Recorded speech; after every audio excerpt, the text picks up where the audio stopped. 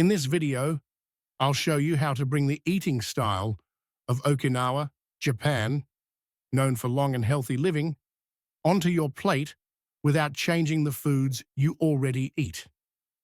Did you know that some of the longest living people in the world come from Okinawa, Japan? And here's the interesting part. You don't need to buy Japanese products. You don't need special ingredients either. With the foods you already have at home, you can apply an Okinawa-inspired way of eating. Today, I'll share a simple and practical Okinawa-style plate template with you. Okinawa is one of the world's famous Blue Zone regions. People here live long lives, stay active, and maintain strong legs even at older ages. Their secret isn't strict dieting. It's simple food balance and modest portions. Now let's see how you can apply this in your own kitchen. Before we start, if you find my content helpful, don't forget to like this video and subscribe to the channel. Your support really helps me create more videos like this. And I'd love to ask you something. Where are you watching from right now? Is it morning, where you are, or are you watching before sleep? Write it in the comments. Reading them truly makes me happy. There are places in the world where people don't just live long, they stay strong as they age, keep walking with ease and maintain their independence. Okinawa, Japan is one of those places. So what's their secret? Expensive supplements, special recipes, or hard-to-find foods? Actually, none of these. In this video, I'll explain the eating approach commonly used in Okinawa through a simple plate model you can apply in your own kitchen. You won't need to search for new ingredients. We'll just learn how to build your plate a little differently. I've also prepared a small grocery list you can screenshot and an easy starter plan for your first week.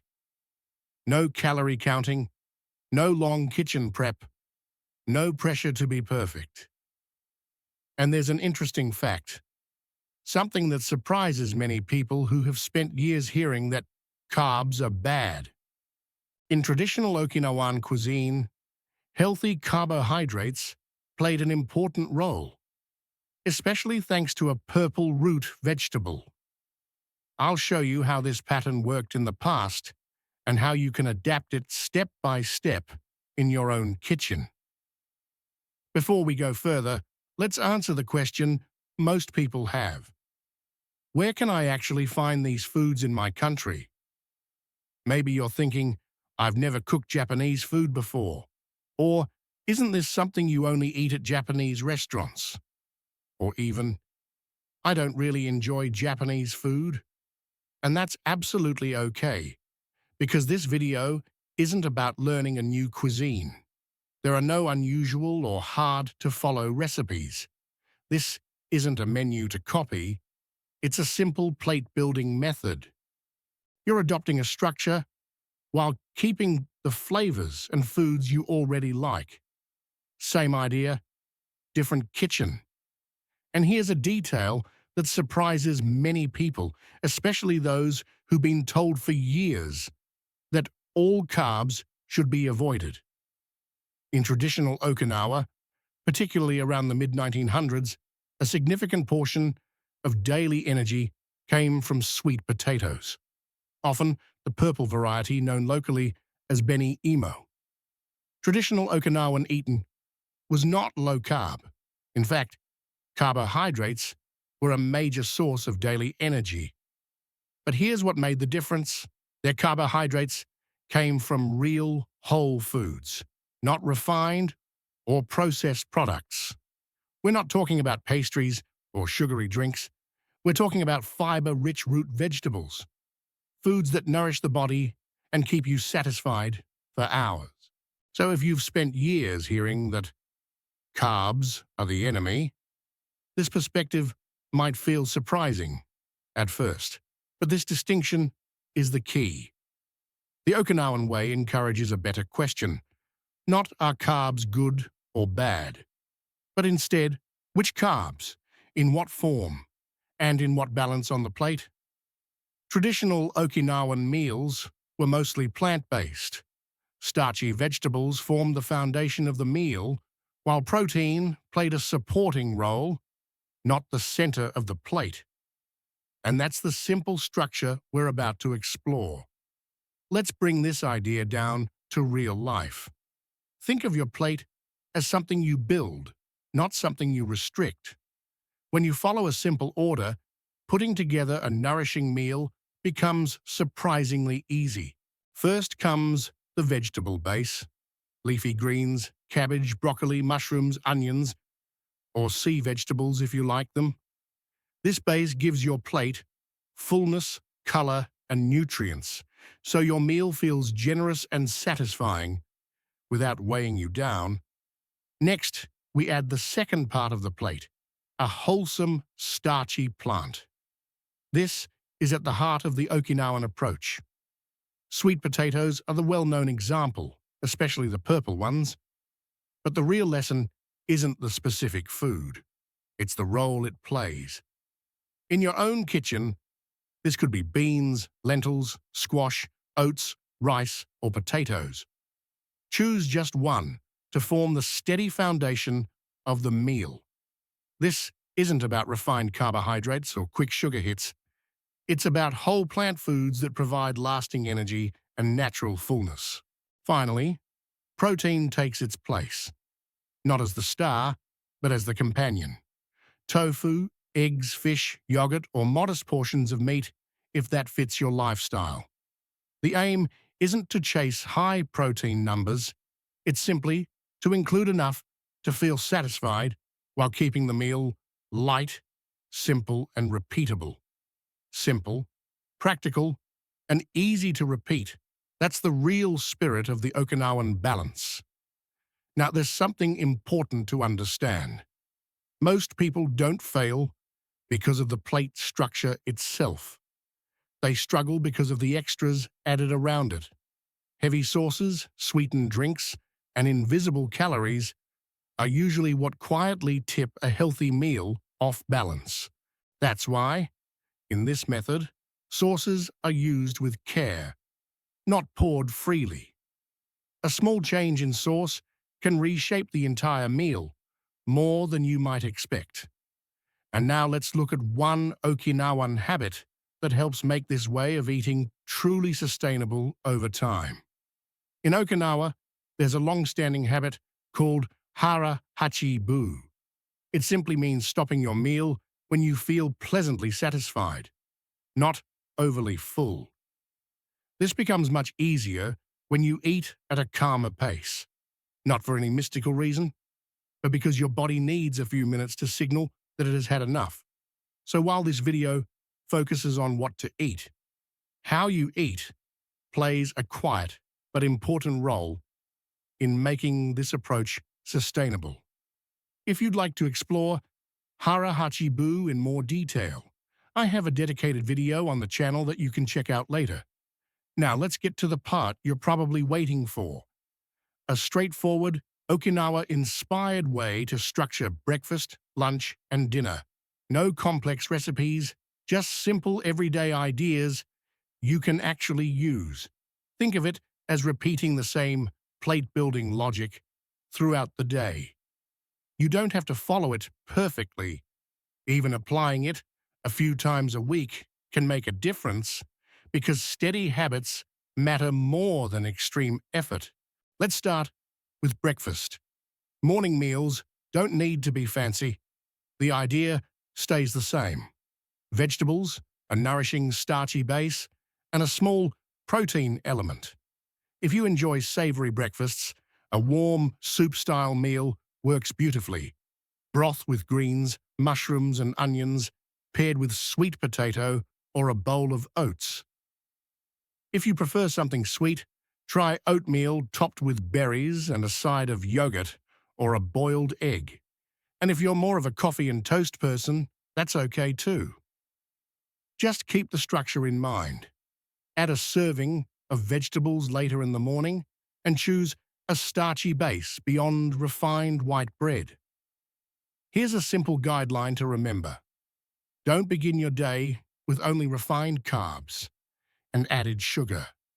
Start with vegetables and a whole food starchy base instead.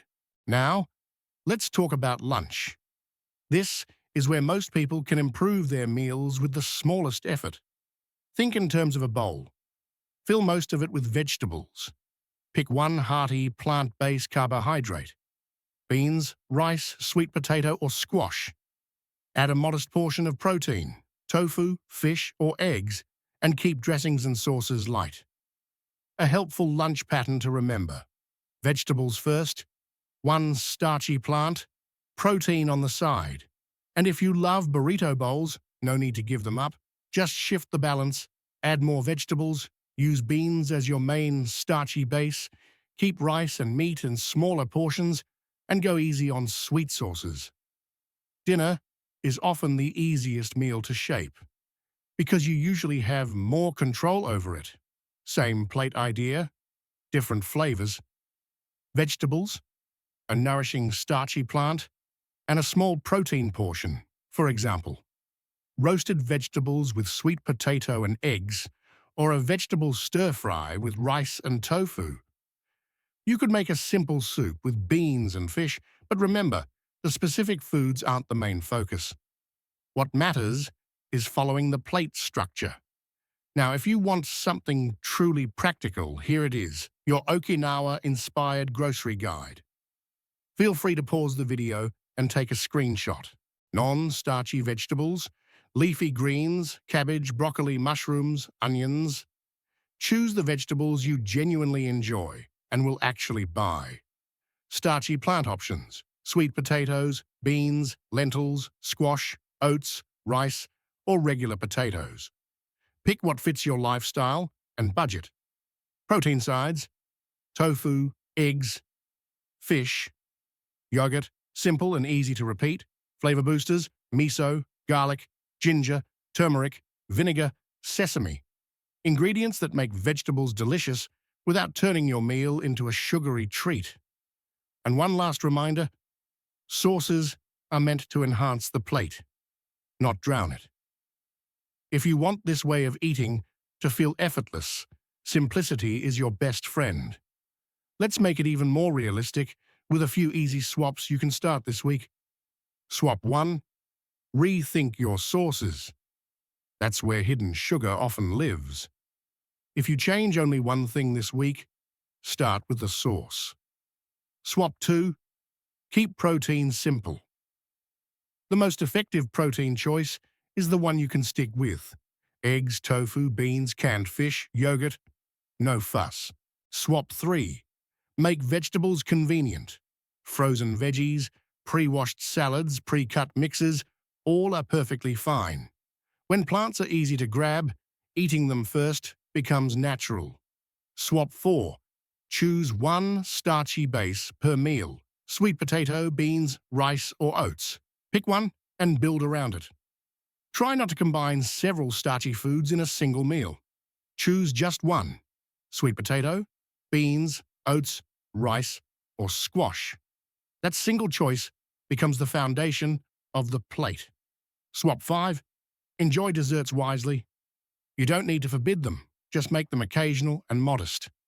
On most days, choose lighter endings, fruit, yogurt, or a warm cup of tea. And when you do enjoy something sweet, keep the portions small and stop when you feel satisfied. Alcohol can also fit into this lifestyle, but only in moderation and with meals. If you don't drink, simply skip it.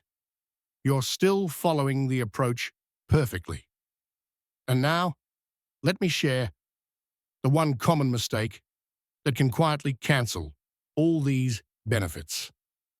Many people approach Okinawa-style eating as a temporary challenge. They go all in for a few days, get tired of it, fall back into old habits, and give up. But this way of eating works for one simple reason. It's easy to repeat. Same plate logic, endless flavor options. Once it feels complicated, the magic disappears. The aim isn't to eat traditional Okinawan dishes every day. The aim is to use their plate-building method with the foods you love until it becomes second nature. And paired with the habit of hara-hachi-bu, stopping when you're comfortably full, not overstuffed, this approach becomes naturally sustainable. That's why your 7-day starter plan doesn't require tracking or strict rules, just simple repetition that fits real life. For the first 2 days, practice building this plate once a day. Dinner is usually the easiest place to start. On days 3 and 4, keep the same plate structure, but try a different starchy base. On days 5 and 6, follow the same method again, this time changing up your vegetables. By day 7, repeat the combination you enjoyed most and carry it forward into the next week. One simple guideline: eat a little more slowly and stop when you feel comfortably full. And remember, even if you apply this approach only 4 times a week, it can still make a difference, because steady habits always win over extreme effort. Let's sum it all up in the simplest way. Start your meals with vegetables. Build your plate on one nourishing starchy plant. Add protein as a supporting element. Keep sauces light. Enjoy desserts occasionally and in small portions. Eat a little slower and stop when you feel comfortably full. Same plate idea, endless flavor possibilities. That's the Okinawa-inspired method made simple. Thank you so much for watching. If you found this video helpful, don't forget to like, subscribe to the channel, and turn on notifications so you won't miss new videos. Now I'd love to ask you a small question. Which idea from this video felt the most practical for you? Write it in the comments. I read them all. Stay healthy.